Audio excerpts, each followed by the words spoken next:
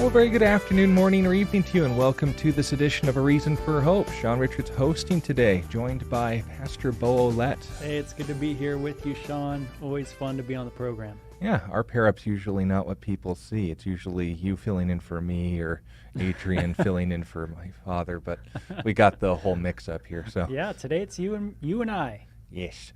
So, if you're interested in participating in the broadcast, I'm sure you know the deal, but if you're just joining us, note that we are here to answer your Bible questions. So if you'd like to get those to us, there are a number of ways that you can do so. First of all, on YouTube, we are live streaming every single weekday from 4 to 5 p.m. Arizona time at A Reason, the number 4 Hope. Subscribe to us there and leave your questions in the comments, and you will see them addressed right here. If you'd like to join us on Facebook, join us at CCF-TUCSON or Calvary Christian Fellowship of Tucson. There you can not only message us through the comments, but also our inbox on Facebook. At Twitter or X, it is SCOTTR4H, ScottR4H. Tweet us at ScottR4H and leave your question. We'll be able to answer it on the broadcast. And note, we are live streaming there as well. If you'd like to dodge social media, we can join and host you on our app or website, calvarychristianfellowship.com. Click on the Watch Live tab and you can join us live, where the questions will be available for you to enter in when we are live. But if we are off air, you can still email us your questions at the email address questions@areason4hope.org.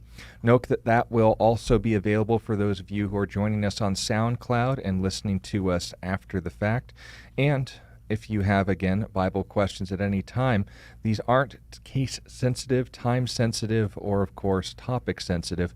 We would prefer to talk about things concerning the Christian life, but if you have questions about other world religions, objections for non-believers, those hostile to the Christian faith, or even, say, news articles, claims in books, things that have come up that are challenging your Christian faith, we'd be happy to not only throw in our 2 cents worth, but point you right back to a source that has, well, answered these questions so far since 2001 as far as our end, and since they were inspired since the first century.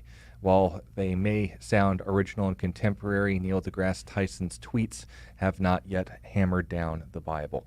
So we are looking forward to seeing how you choose to engage with us, and we, of course, want to start off with a word of prayer. Bo, since you're the guest here today, would you like to start us off? Yeah, absolutely. Father, we come before you just remembering that you are a holy God, and you are righteous, and we want to approach you in a right way today. We thank you that we can come before you because of your wonderful Son's sacrifice for our sins.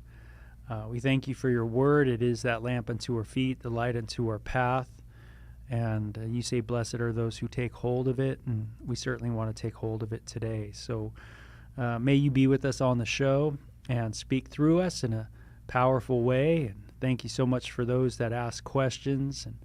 And Father, we pray that we would just give you this time, and may you use us powerfully. In Jesus' name, amen. That is true. Well, going out to your questions now, a lot of questions have been left to us on our YouTube page, so we might as well get through some of these while we are waiting for engagements on social media. This first one's curious. It's from Island Cave, who wants to know why we claim, by the way, that Abaddon is a fallen angel if he does the judgment of God. So the questions I think that ought to be answered in this, first and foremost, is who is Abaddon? Yeah. If you follow like science fiction or something, it may have come up in a video game, but if there's this creature called Abaddon in the Bible. Secondly, why I personally would claim that he's a fallen angel. By the way, that is an opinion, but nonetheless, I'm happy to defend it because, again, I can own up to that. And saying that that would be disqualified as a fallen angel since he does the judgment of God. So would someone doing the will of God or enacting the judgment of God mean that they are, in fact, in a right relationship with him? So let's start with the basics. We can turn to the book of Revelation, chapter 9. That is the first and last time that Abaddon's name is ever mentioned in the context of a proper noun.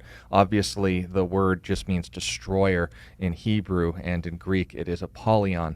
This is, again, Revelation chapter 9. Just to give an idea of the whole context, let's start in verse 1. It says, "Then the fifth angel sounded." This is again during the 7 trumpet judgments of the book of Revelation. We believe this is taking place in the tribulation period. It says, "And I saw a star fallen from heaven to the earth," reference to the book of Job. "To him was given the key to the bottomless pit. And he opened the bottomless pit, and smoke arose out of the pit like the smoke of a great furnace. So the sun and the air were darkened because of the smoke of the pit," referencing Joel chapter 2. "Then out of the smoke locusts came on the earth," referencing Joel chapter 1. "And to them was given power, as the scorpions of the earth have power. They were commanded not to harm the grass of the earth, nor any green thing, nor any tree, but only those men who did not have the seal of God on their foreheads," referencing Revelation chapter 7 and Ezekiel chapter 9. "They were not given authority to kill them, but to torment them for 5 months. Their torment was like the torment of a scorpion when it strikes a man. In those days men will seek death and will not find it. They will desire to die, and death will flee from them." Verse 7 goes on to note some very interesting descriptions of their characteristics and nature. "The shape of the locust was like horses prepared for battle," another Old Testament reference. "Their heads were crowns of something like gold. Their faces were like the faces of men. They had hair like women's hair. Their teeth were like lions' teeth. They had breastplates like breastplates of iron. And the sound of their wings was like the sound of chariots with many horses running into battle.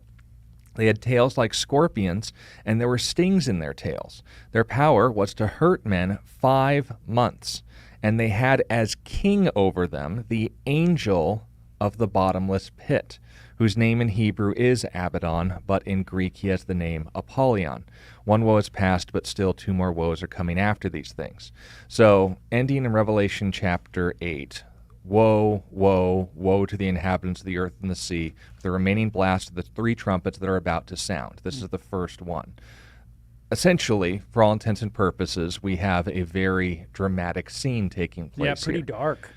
Literally and figuratively. The smoke of the abyss causes the sun and the moon to go dark, but it also fills the earth with these interesting creatures. Now, 3 general views as far as the significance of these little Griblies are concerned. The first would be that this is John's attempt to describe modern technology and weapons, like drones, helicopters, tanks, that sort of thing, using the ancient world's perspectives. They made a lot of noise, they had the ability to hurt people, all of these other different details. The problem is in the many, and I say that sarcastically, interactions I've seen with people on the receiving end of Apache attack helicopters and so forth, that the faces in the cockpits and so forth, that's the reference to the faces like men. I've never seen people interacting with a helicopter for a prolonged period of 5 months that only puts them in a state of pain. Now, you may say like, oh, well, this is like describing sonic weaponry. Well, again, where do you take that into this? It's describing their tails. The rotor tail of a helicopter would do just as much damage as the top one, and that doesn't leave you hurting, that leaves you dead everywhere. So if you don't already tell, I don't take the modern weaponry to ancient technology stuff. Again, I'm not going to be dogmatic about it because there are people who will say, well, there's a possibility that this, again, will be kind of a psychological operation for the Antichrist to try to persecute people. The drone technology goes around doing this sort of thing to people, and that it fulfills the judgment of God, which then I would raise my hand and say, so Island Cave, you would say that the Antichrist can fulfill God's will but not be in a relationship with him. Spoiler alert to what we'll get to in Revelation chapter 17. But nonetheless, I take that this is describing the nature of these literal demonic entities, that just like the cherubim and the seraphim in Isaiah 6 and Ezekiel 1, that these entities have these characteristics because they reflect aspects of their purposes, that they're under an authority, that they're smart, that they, of course, are very vicious and dangerous, and that, of course, the power given to them, see Job chapters 1 and 2, is only to go so far. You can't kill him, but you can torment him. You can inflict pain on them for 5 months. Now note, the people who have a relationship with God, see Revelation 7, the seal of God, protects them from these things. But that is, again, my view. Then there was other people who would say that this is, again, describing ancient Roman technology, which, of course, was used in the siege of Jerusalem by Titus's Roman legions, or describing the sinister nature of the gangs that were roving through the city of Jerusalem as they were under siege, which, again, I raise my hand and say, since John, according to the preterist view, would be a contemporary of these things, why didn't he just use the word? Just say these were the scorpion catapults. These were the Roman legion. Yeah. There's simpler ways to put this. So that, again, is me making clear my position. You can agree or disagree if you want to step into the controversy. But it says they had king over them, the angel. So let's note that first and foremost. Yep. People say if they're described as an angel, that means, of course, that they're the good guy, right? No. Okay, we'll get into that. And it says, whose name in Hebrew is Abaddon, but he has the Greek name Apollyon. Now, if you open up a lexicon, that means the destroyer. In fact, some English Bibles will go out of their way to say, which is translated destroyer in italics, just to explain the significance of that. Now, when people look at this, and this is one of the views, they would think that this is referencing Satan, because in John chapter 10 and verse 10, Jesus said, the thief does not come to steal, except to steal, kill, and destroy. I have come that they may have life and may have it more abundantly. So in the contrast of a positive with a negative, Jesus says, as opposed to the enemy, who only wants to destroy, among other things, this would be one of his many names. The two problems I have with that is, first and foremost, we're told in the subsequent 3 chapters that until that point, Satan is in heaven, not the abyss. That the demons, say for example, are afraid of being sent into the abyss, like we see with the demoniacs outside of the city of the Gadarenes. They didn't want to be sent into the abyss, and the parallel account in Luke says, don't send us out of the country. That was the idea of them not wanting to be isolated in these things. We see Peter referencing in his second epistle that angels that left their proper abode were bound in chains of darkness. The literal word is Tartarus, or the abyss, the bottomless pit. So it's all interchanging with these terms of a holding cell, for all intents and purposes, of these kind of nasties.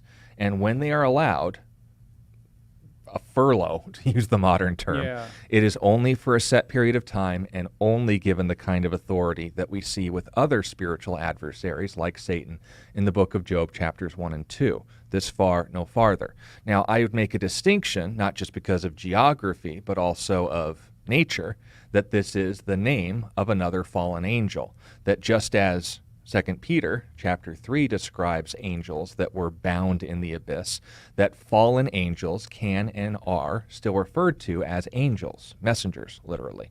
That a fallen angel in regards to this would be unrecognizable or undistinguishable from a righteous or a fallen angel until you hear their message, as we see in 2 Corinthians chapter 10, I believe. Yeah, they appear as an angel of light. Yeah, that's Satan's specialty, and his ministers as agents of righteousness, whose end will be according to their works.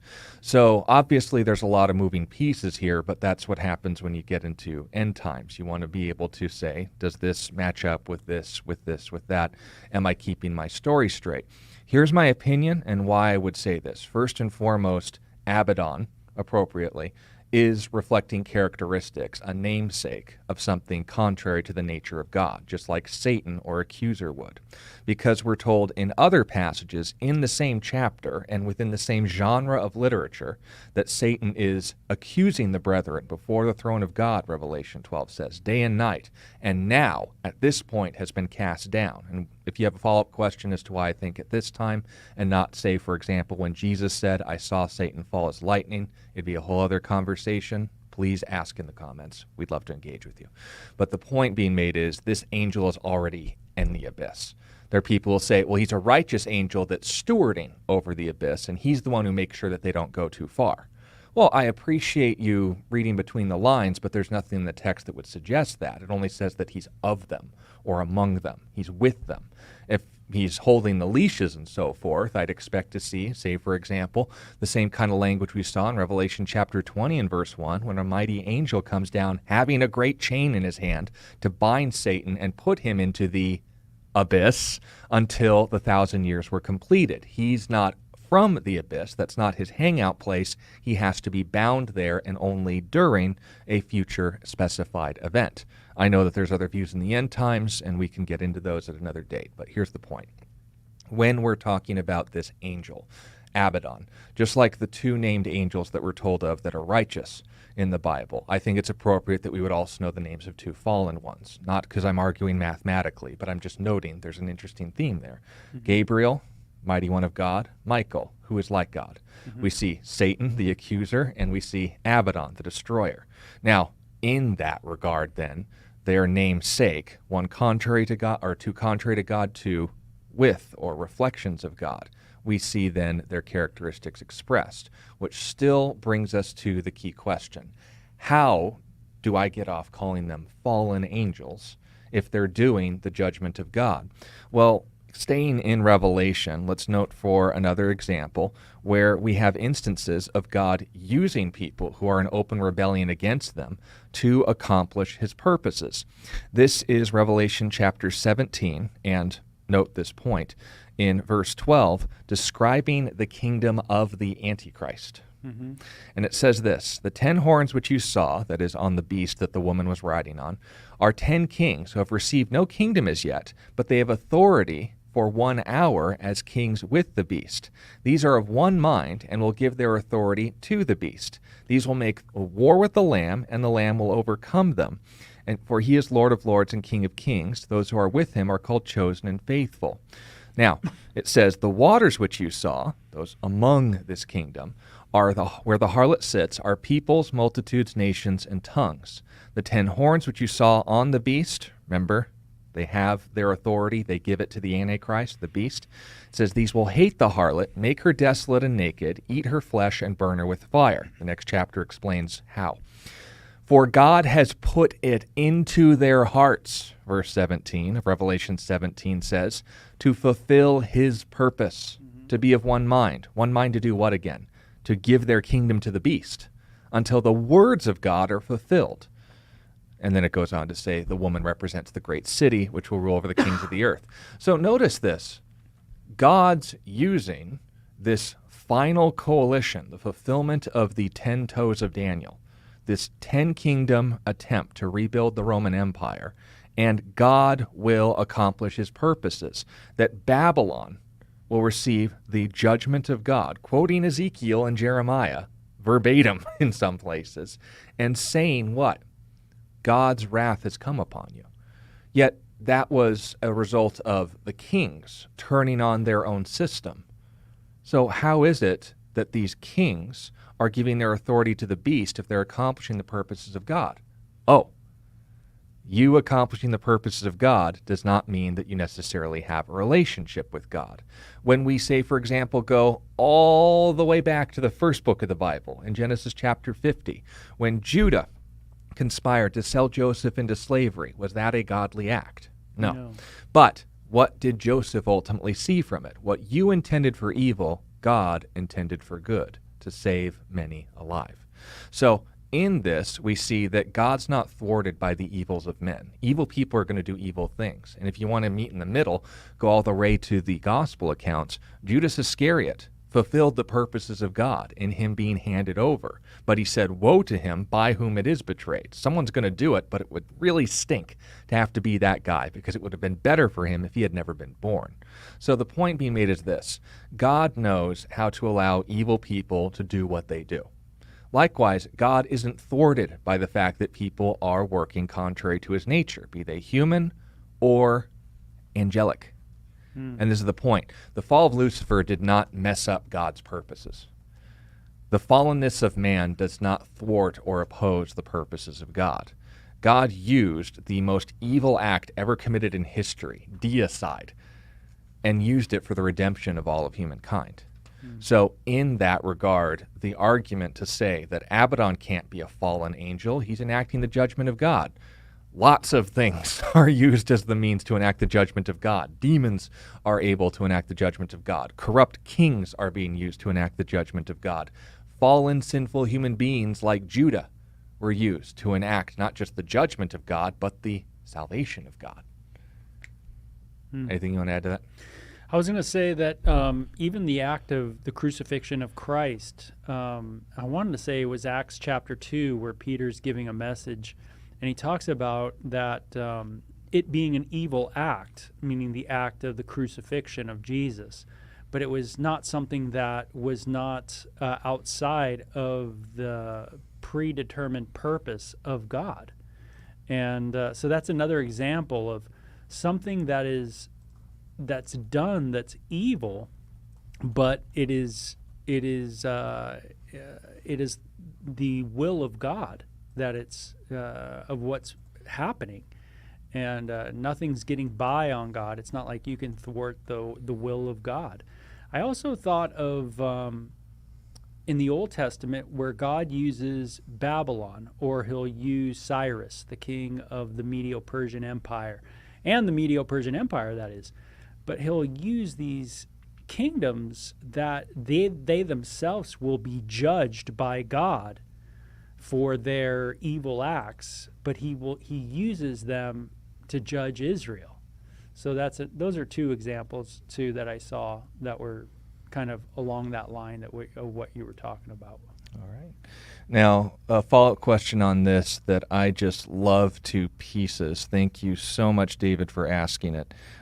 He wants to know, is this the same angel that you just talked about, referred to in Exodus 12 and verse 23, the angel of death? Yeah, I thought of that passed through the land of Egypt during the Passover? No, David, actually, that's not Abaddon. That's the Lord. Yeah. I'll read the passage here. This is Exodus chapter 12 and verse, well, you want to start here in verse 21 here. This is instructing them on how to, of course, pick the Passover lamb. It says, "None of you shall go out of the door of his house until morning, for the Lord," all capitals, that's the name of God being referenced there, Yod-Heth, Vav-Heth, "will pass through to strike the Egyptians.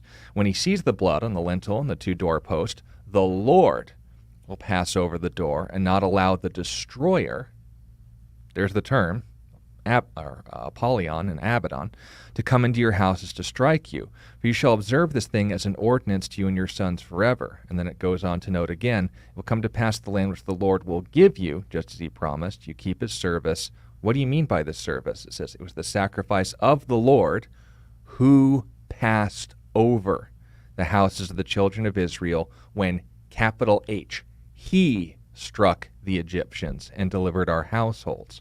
And so the people worshipped. Then it goes on to describe again the plague in verse 29. "It came to pass at midnight that the Lord struck all the firstborn of the land, firstborn from Pharaoh who sat on the throne to the firstborn of the captive who was in the dungeon, and all the firstborn of the livestock." So in this, we have not one, not two, but many references and clarifications that the destroyer that was going to come through the land was God himself, that the creeping death that was traveling through the midst of the land was none other than the one who alone has the right to give life and to take it, who is the one who warned Pharaoh 10 times up till this point not to mess with me, and at this point ultimately got justice for what happened in Exodus chapter 1, which, if you may recall, what was the reason that Moses ended up being raised in Pharaoh's household? Because a paranoid tyrant got it into his mind that not at the moment, but in the future, a present invasion could happen. And the people of the Hebrews, who I don't bother to read history about as to how they got here, he did not know Joseph, could rise against us. Could, would, should. It's the Jews. So he ordered all the males, firstborn in every household, thrown into the Nile.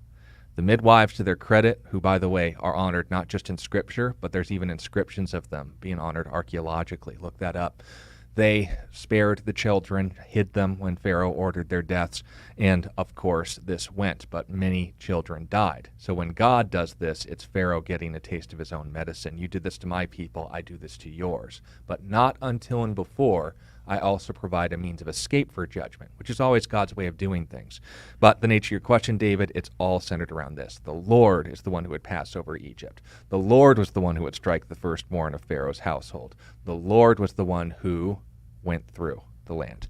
So the destroyer set in function would be describing the name of that entity, because John 10:10, The Lord's act in destruction is not what he does by nature, because everything leading up to this was second chances, offers of mercy, patience, then and only then justice. Okay. Yeah. So let us know if that helps you out, David. Yeah, that was Anything to great. note? All right, cool. Yeah, I love the... That's a really cool, way of looking at it too, where you realize the significance of the firstborn male. You see that with what Pharaoh inflicted on the Hebrew nation, and then you see what Yahweh inflicts on to Pharaoh and the nation of Egypt. Yeah, because every single one of the 9 plagues going forward was a direct insult towards Egypt, saying, well, you think your God's the sun? Okay, lights off. Okay, you think your God's the Nile? Okay, I'm going to turn that to blood. You think that your goddess of fertility, making the frogs, is the one who controls their population? You're going to have more frogs than you know what to do with on my dime. He directly insulted and called out to account who actually has authority over these things, your gods or the God.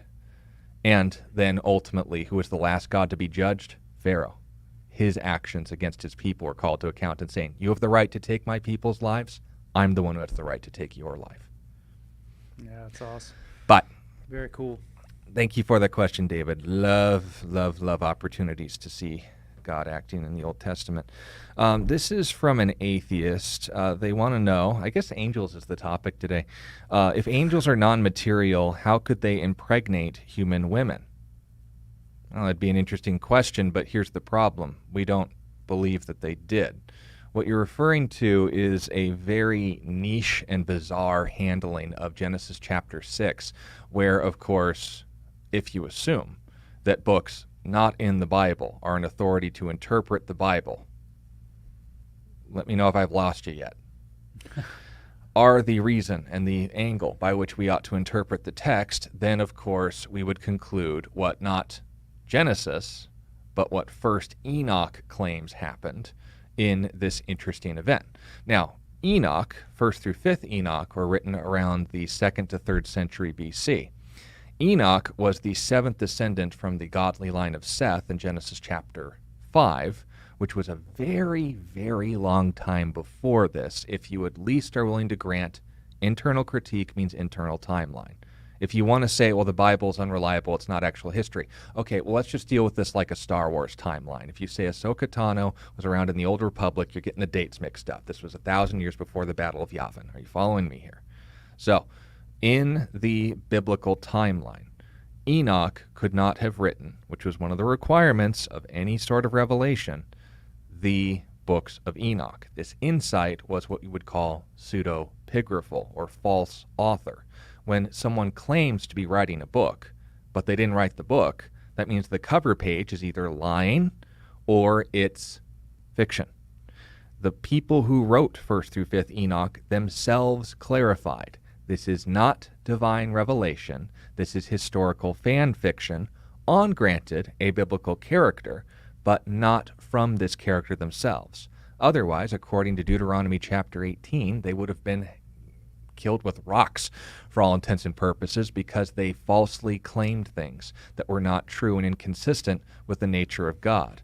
First and foremost being that, again, their historical errors about astrology and medicine work and paganism and idolatry were introduced before the flood, whereas Genesis chapter 11 clarifies that happened afterwards, and also noting as well these very obvious mishandlings and copyings of the Greek theogony, which again was describing the offspring of Kronos and Gaia and their bizarre babies that were basically forming the nations through their temper tantrums and so forth. That's how they make out these fallen ones.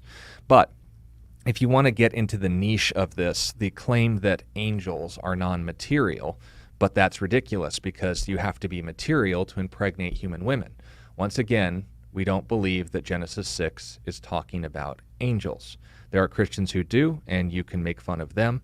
They've been making fun of us this morning, by the way. We provided a less than 3-minute long video on what are the Nephilim on our YouTube Shorts page on A Reason for Hope. You can feel free to listen to that, going through all the passages. But for the sake of clarity, we can give that any time. In Genesis chapter 6, it starts with a very interesting update that followed after Genesis chapters 4 and 5. I think I'm mathematically on point with that. Genesis chapter 4 introduced Cain and his offspring up until the point where we see that they are getting progressively and exponentially more and more violent. Cain killed Abel. His descendants then went on, specifically in this family line, to not only start practicing polygamy, which was against the purposes of God, but also making music bragging about the fact that they would kill someone even for insulting them. That if Cain was avenged sevenfold, then Tubal-Cain is avenged 77-fold, and on it goes. But the point being made is this, and it's Lamech, by the way, but the point is then we see corruption starting to introduce in the human race and it not wasting any time. Then in Genesis chapter 5, it says what? Then men began to call on the name of the Lord. Seth then begot this person who begot this person, going all the way into the line of Noah. And as we read in Genesis chapter 6, Noah was from a good family, that it wasn't just his background that was important, but that his upbringing was to, again, call on the name of the Lord, and it stuck. But before we got into that, we need to see what led up to the flood in the first place. In Genesis chapter 6, it says, "Now it came to pass when men began to multiply on the face of the earth." Any reference so far to spiritual beings? No, it's referring to humans. "And daughters were born to them." Okay, are these daughters spiritual or human? Even if you take the Nephilim view of being half angel demon hybrids, you would still acknowledge that it's still humans here. It says that the sons of God saw the daughters of men, that they were beautiful, and they took wives for themselves of all whom they chose. Now, pausing here for a second, this is where the niche conversation ultimately starts to divide. By specifying daughters of men, they then believe that the sons of God, therefore, must mean that they weren't of men. But that's a leap, because again, in the Bible, we see the term sons of God describing a lot of different things. In Job chapters 1 and 2, the sons of God came in a gathering with the Lord, and in the context of poetry, interestingly enough, they were describing angels. But it also makes a clarification that Satan was also among them. So he wasn't a son of God, but he was with these sons of God. Those who had a relationship with God and those who don't is the handling of this text by the majority of those in Christian history. Also noting as well, we see humans are referred to as the sons of God, both in the Old and New Testament. In Hosea chapter 1 and verse 10, Israel is noted and to be honored as the sons of God. We see in the book of 1 John chapter 3, what manner of glory has been bestowed on us that we might be called sons of God. In Romans chapter 8, Paul makes the point of saying that those who are called, that we have been given a spirit of adoption, that we have been called sons of God, so on and so forth. But this is describing a relationship, not a genus. This isn't exclusively a spiritual title, even when put forward by some very interesting and mentally ill people. When we're then talking about the issue of then, since sons of God is a broad term, it's somewhat of a leap to assume that these are spiritual creatures. It's also an error. Let me let that sit out there for a second. An error to refer to fallen creatures by a title only reserved for those with a positive relationship with God. The demons mentioned in 1st Enoch are, in fact, demons down to the S. So that wouldn't stick. We also need to note as well that when God is observing this, what's the fallout of it? It says, the Lord said, "My spirit shall not strive," or literally struggle, "with man forever, for he is indeed flesh, yet his days shall be 120 years. Now, that again is either noting the cap of how long men are going to be living in general terms. There's some who claim that. The actual reference to the text, and as confirmed in the book of Hebrews chapter 11, is that this would be the amount of time man would have left before the flood took place. Verse 4, "There were giants," that's the word Nephilim, "on the earth in those days, and also afterward, when the sons of God came into the daughters of men, and they bore children to them. Those were the mighty men who were of old, men of renown." So notice that in this we are given the explanation as to what these giants are. They aren't colossal continent-shaping entities who in First Enoch were generally condemned as abominations because they kept eating all the food, but because they were popular and they were, as the name implies, not in a relationship with God.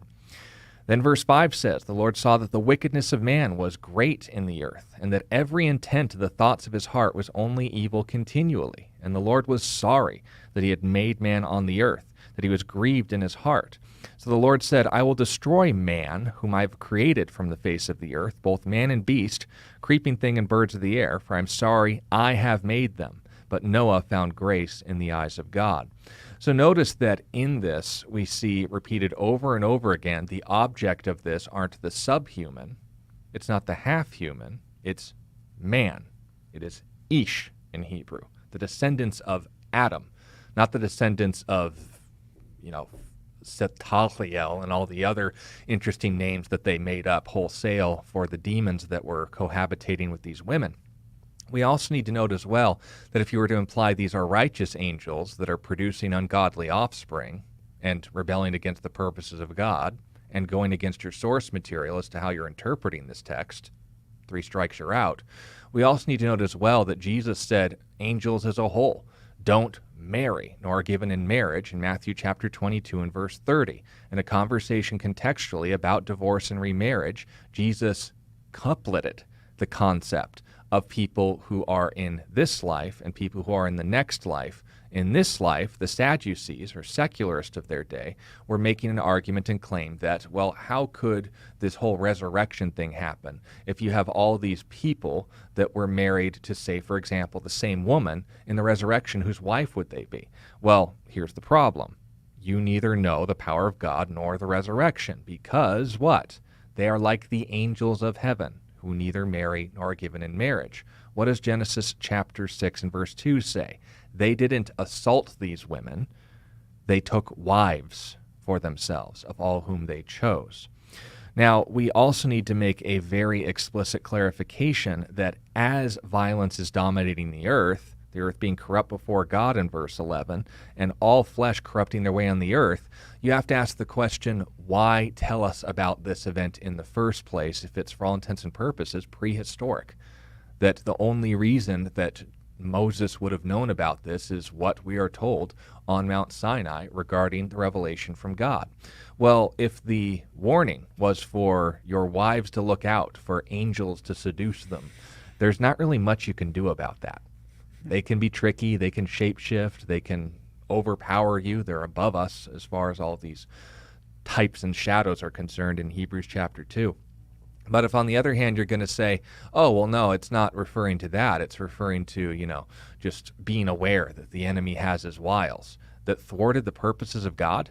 Because if the purpose of the flood was to destroy these hybrids, it never says that they're the target. Man is the problem, not half man, half angel. Second, when we are noting in Numbers chapter 13, when Israel is about to enter into the land of Canaan, they use the word Nephilim to describe the very tall and very strong people that were living in the promised land before the Israelites came in.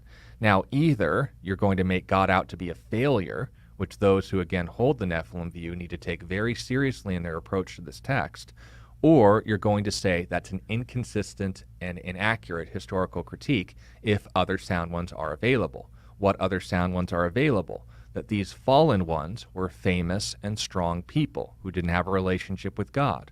When godly people, the sons of God, and ungodly women intermarry, that the kids tend to go towards fallen sinful nature.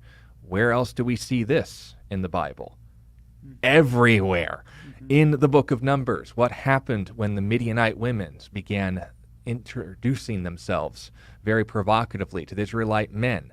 Thousands died, knowing full well that those kind of practices were not only something they agreed to under pain of death, but having seen all the miracles of God, were accountable to it and ended up being struck dead as a result of the manipulation of King Balak. Read again Numbers 20 through 25.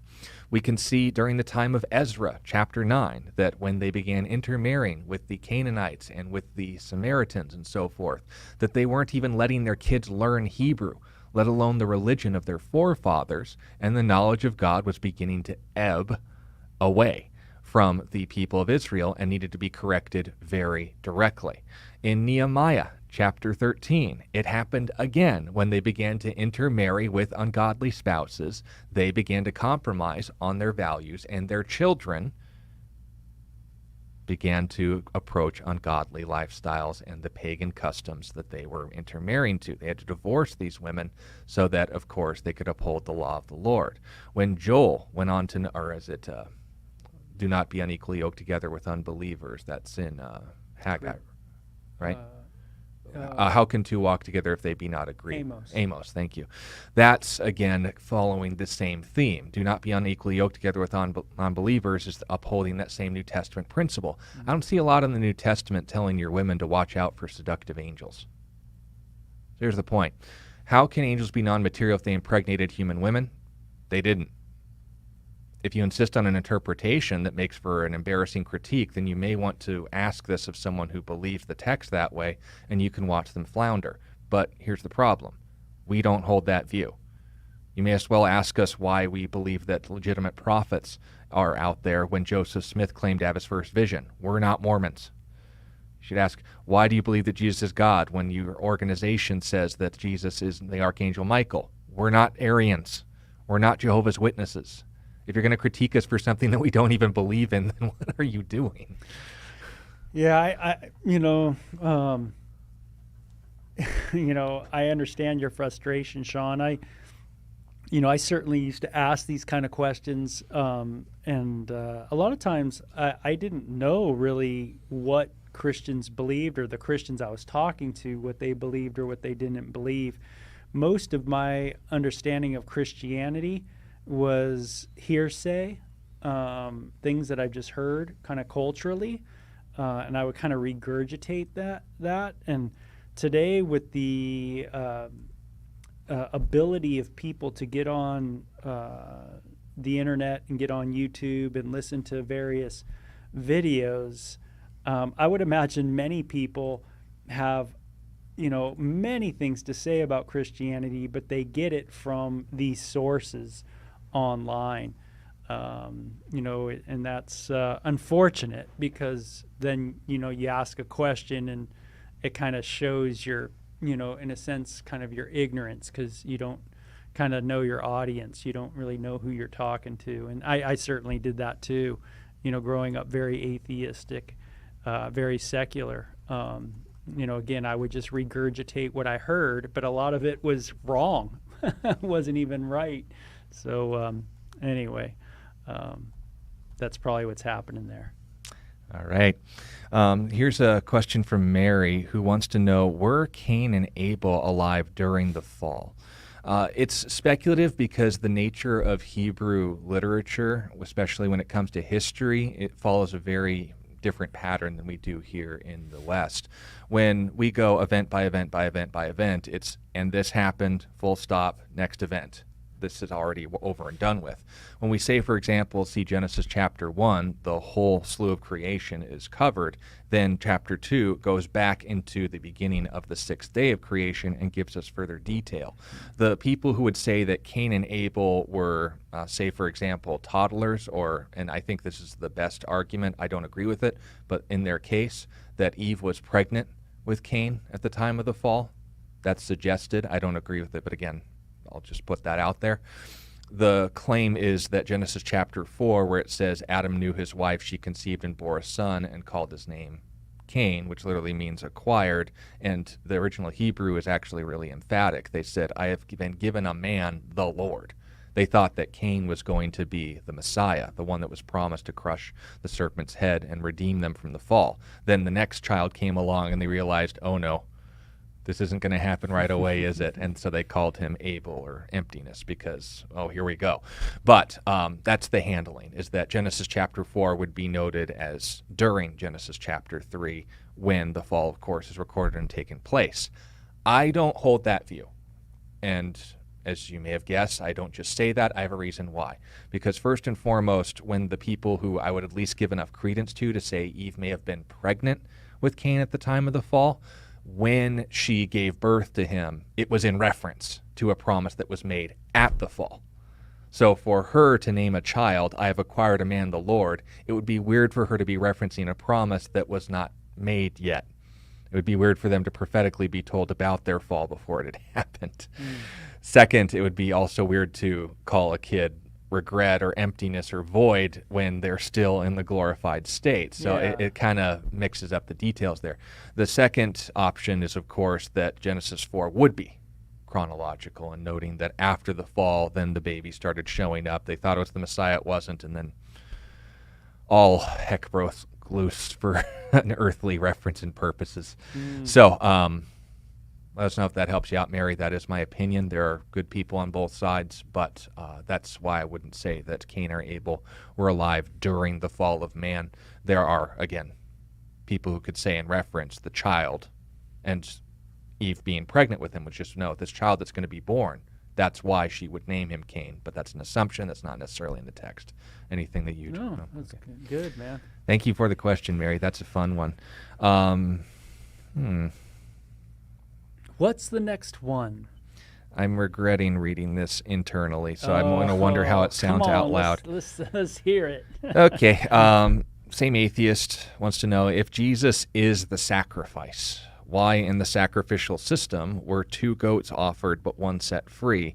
Shouldn't Barabbas have been sacrificed and Jesus set free? I always think of what your dad would say. Your dad would say, if I answer this question To your satisfaction, would you care? Would you give your life to Jesus? Give your life to Jesus? Okay. For those of you whose brains are leaking out of their ears trying to hear that nonsense, what he has done, I assume he's a he, maybe he's gender fluid, is to say that Jesus was following the pattern of the Yom Kippur, or Day of Atonement sacrifice.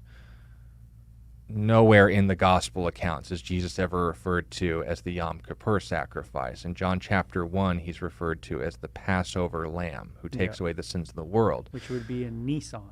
Yes. So when we're talking about, this is the benefit for the audience, I have no hope for the person who asked it, and if you're saying, you're being mean, we gave him a chance. We treated him nice the first time. When they say that, oh, well, the Yom Kippur sacrifice, the Passover sacrifice, aren't you mincing details? No, because they are the ones confusing the terms. And if you're going to argue that Jesus failed to follow a Day of Atonement sacrifice, then why didn't he fulfill these details when he's never advertised as such? What happened on the Day of Atonement was essentially their New Year's celebration, the only time of the year where they were required to grieve during a festival.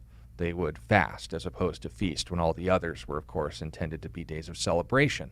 It was the one time a year that the high priest was to offer a sacrifice on the Ark of the Covenant. It's the one time of the year where anyone could even touch it, let alone they would die.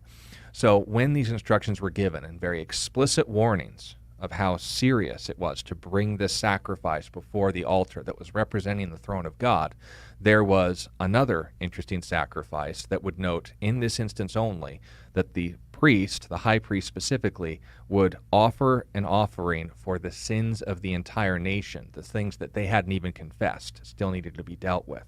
So as they're offering this first sacrifice, both of the goats, not lamb, but goats, would be offered. One would be killed. The second, the scapegoat, would escape. It would be released into the wilderness, never to be seen again.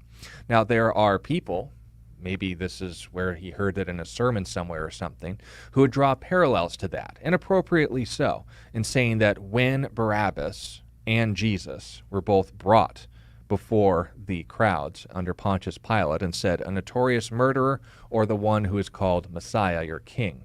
Who should I set free? Who should I execute? There's an interesting parallel there. But notice that wasn't the intended picture of Jesus' sacrifice. Nonetheless, when you argue, shouldn't Jesus have been set free? On what basis do you say that Jesus would have been the one to be set free as the scapegoat and Barabbas had to be executed? If there's 2 options, it's not really specified which one you pick. You kind of draw straws and the other goat goes, murr. But the point is that you're arguing something very loose as far as its application, insisting upon a solid interpretation that Jesus should have been the one to be set free, when one of the goats, according to your mishandling of the text, was set free, Barabbas. And this is just a fun fact for those of you who actually are listening. Barabbas' first name was also Jesus. Mm-hmm. And Barabbas' name, by the way, means son of the Father, Bar Abba. Jesus, the son of Joseph, referencing again the second youngest son of Israel and the favored of them, would have been, again, an interesting picture of that. Who was offered, the son of the Father or the son of Joseph? That is the question that was asked of the crowds. But the other interesting thing about this, and I really ought to encourage you all to pay attention to this, that was an intentional knock at Jewish tradition, where they believed in two messiahs, that one would again be a conquering king, he'd be the son of David, and another who would be the son of Joseph, that he would be the sacrificial offering.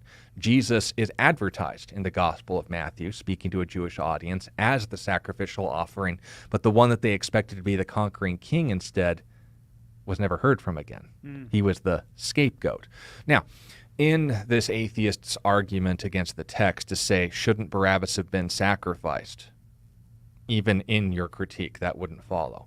But noting what Jesus' actual sacrifice was on the day of Passover, that was the intended purpose. So if you're going to argue this, please know what you're talking about, because we want to do you a service. We want you to be made clear as far as the beliefs of these things, and there are, speaking to fellow Christians out here, atheists out there who can have pleasant conversations. Tomorrow morning at 10 o'clock, I'm going to be having a formal debate with an atheist on whether Jesus rose from the dead. Pray for me. We're going to have a fun time. He's a pleasant individual, and we're going to have a good talk about it. But if the whole conversation would be just saying, well, if you believe in the Bible, then how come there are other books that exist that talk about God? What does that have to do with whether or not the Bible's true if someone else made a claim about God? If you're going to just make stuff up and then argue that case for us, we're not going to respect it. Anything you'd want to add? No, I mean, Sean, you're talking to a young beau out there. Well, here's the exhortation. Read. Yeah, no, it's so good because man, that's the last thing I did want to do, and that was actually read the Bible or really comb through it, and really listen to what it says and all that. My heart was so blackened, dude. I just did not want to. I didn't want to believe it. I wanted to ridicule it. I kind of was raised in a culture to ridicule it. So that kind of is what it was all about. It was kind of fun to ridicule it. I thought it was kind of cool. In my kind of subculture set, that was the thing to do. That was the kind of popular way in my culture to live, was to ridicule Christianity and ridicule Christians and ridicule the Bible. And this is before Reddit, folks. Yeah, and it was before, it was, that's what we did. And we thought it was funny, and we thought we were kind of getting at people. But my heart was blackened, man. I did not have any desire to hear anything about the Bible, really. And I hope the atheist that asked the question just examines their heart again and just, what is your heart, what is really your heart about? And do you find yourself wanting to get at people? Do you find yourself wanting to put people down? Do you find yourself wanting not to look at yourself? Do you find yourself kind of wanting to hide behind, put downs or attacks? And, and I know, and, Sean, you're doing your best to call that out. Because, it's clear, it's obviously evident in the question that, when a person like myself has a blackened heart, it comes out. Jesus said, out of the abundance of the heart, the mouth speaks. And it becomes really plain over time when someone's just criticizing and going out and attacking, that really their heart isn't really to find the truth. Their heart is just, they enjoy, and this is the blackness of the heart, we just enjoy the attack. Well, you'll apologize if I talk in the same tone. We'll finish with the somewhat more neutral one. If you can deal with this in 3 minutes, I'd love to hear your perspective on this. I'll give a brief response. Sure. A guy named Nanak asks, are things like astral projection and near-death experiences evidences that can be used against Jesus' resurrection, his claims to be God? My short answer would be, well, understand the difference between your perspective about the supernatural and God claiming to come down, give us a broader picture of the supernatural, and then verify it with a public miracle, both in the supernatural and in the natural. Jesus' physical resurrection is more than just a spiritual experience. Yeah, what's astral projection anyway? I've heard that before growing up. Basically people who would induce themselves into a dreamlike state or an out-of-body experience, where people who have had near-death experiences are able to consciously interact with the world around them despite not being able to use their eyes or touch things, to know about things that were happening while they are unconscious, like car accidents, or to see things that are on top of buildings and stuff. People who, again, can project their consciousness outside of their body.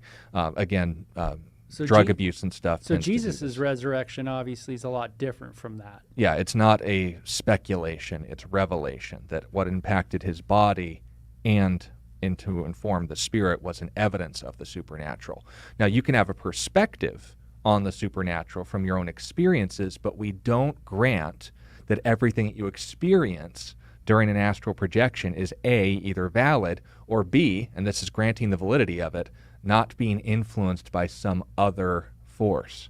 Because demonic entities, false messengers, would be happy to grant you quote-unquote experiences, which again, Bo, you can, I'm sure, attest to in your pre-Christian days, where you would just accept and believe anything that you saw in this state. Yep. But that doesn't necessarily make it true. People can have a lot of things in their own mind to interpret what they are seeing that isn't necessarily the case. They can have other preconceived notions. They could be being told what they want to hear, or they can just not have been able to comprehend what they saw, are taking bits and pieces of it now that they're back in their bodies and saying that, well, that's what I'm going to conclude from it spiritually. Is very different from the evidence of the resurrection, because Jesus said, I'm in charge of all of those things, and here's I'm going to prove it. I'm not going to project myself out of my body. I'm going to let you observe in the physical what you can verify: a death, execution, public burial, and then appearing to not just individuals but groups. 500 documented people at one time after my death that I'm alive again. That's who I want to listen to. You can have your experiences, but I also trust theirs. God bless you. You've been listening to A Reason for Hope. Thank you again for joining us as we continue our journey through God's Word, one question of the heart at a time. Until we meet again, we would love to connect with you. You can text or email your questions to questionsforhope@gmail.com. You can also find out more about our ministry at calvarychristianfellowship.com. And be sure to join us next time on A Reason for Hope. A Reason for Hope is an outreach ministry of Calvary Christian Fellowship in Tucson, Arizona.